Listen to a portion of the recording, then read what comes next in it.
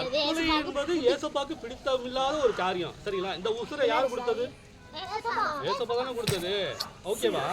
அந்த உசுறு எப்படிதான் போகணுமா? இயற்கையா தான் போகணும். சரிங்களா? அதை தான் ஏசப்பா விரும்புறாரு. ஓகேவா?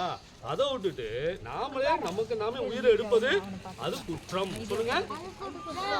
தற்கொலை என்பது சட்டப்படியும் குற்றம், ஏசப்பாவுடைய சட்டத்தின்படியும் குற்றம். சரிங்களா? அப்போ நமக்கு நாமே உயிரை எடுப்பது அது எந்த விதத்திலும் நல்லது இல்லை. சரிங்களா? ஓகே. அதனாலதான் இந்த உலகத்துக்கு யாரு சமாதானத்தை கொண்டு வந்தா? ஏசப்பா. அதனாலதான் ஏசப்பா இந்த பாட்டுல பாடுறோம், நீ தேடும் நிம்மதி இயேசு தருகிறார், நீ தேடும் நிம்மதி இயேசு தருகிறார், தங்கச்சி நீ நாடும் விடுதலை அவரிடம் உண்டு. சொல்லுங்க. நீ நாடும் விடுதலை அவரிடம் உண்டு. யாரிடம் உண்டு? இயேசுவிடம் உண்டு. ஓகே, ஜோர கை தட்டுங்க. அப்போ நிம்மதி தேடி அலையிறவங்க, சந்தோஷத்தை தேடி அலையிறவங்க, சமாதானத்தை தேடி அலையிறவங்க யார்கிட்ட வரணுமா? ஏசப்பா கிட்ட வந்தாதான் அவங்களுக்கு என்ன கிடைக்கும்? சமாதானம் கிடைக்கும், சந்தோஷம் கிடைக்கும், நிம்மதி கிடைக்கும், விடுதலை கிடைக்கும். சொல்லுங்க.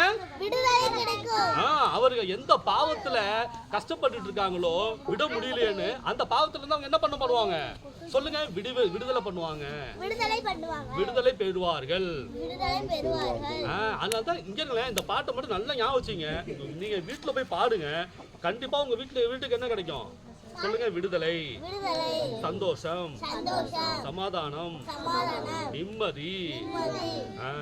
உங்களுக்கு அண்ணன் பிரயோஜனம் உள்ள பாட்டை தான் அண்ணன் உங்களுக்கு சொல்லி கொடுத்துட்டு இருக்கேன். ஃபர்ஸ்ட் என்ன பண்ணோம்? சொல்லுங்க. பாவம் மன்னிப்பின் நிச்சயத்தை பெற்றுக்கொள்ள வேண்டும், பரலோகத்தில் ஓரிடம் நீ பெற வேண்டும். இயேசு தருகிறார், என்று தருகிறார். அதற்காகத்தான் சிலுவையிலே